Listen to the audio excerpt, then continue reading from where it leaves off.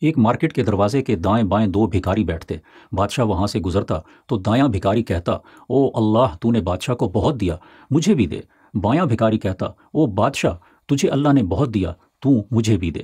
دائیں والے نے بائیں والے سے کہا، بھائی مخلوق سے نہیں اللہ سے مانگو۔ بادشاہ نے وزیر سے کہا، چونکہ بائیں والا مجھ سے مانگتا ہے، تم ایک بڑے سے برتن کی تہ میں سونے کے سکے بھرو اور بقیہ برتن کو بریانی سے بھر کر بھکاری کو دے آؤ۔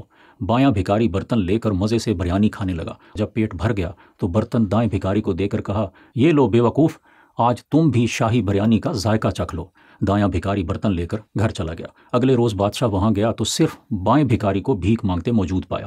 بادشاہ نے حیران ہو کر پوچھا، کیا تمہیں بریانی کا برتن نہیں ملا تھا؟ بھکاری بولا، ملا تھا، بریانی بہت زیادہ تھی، میں نے بقیہ بریانی کا برتن اس بے وقوف کو دے دیا جو آپ جیسے سخی کے بجائے اللہ سے مانگتا تھا۔ بادشاہ مسکرا کر سوچنے لگا، یقیناً اس کے اللہ نے اسے دے دیا۔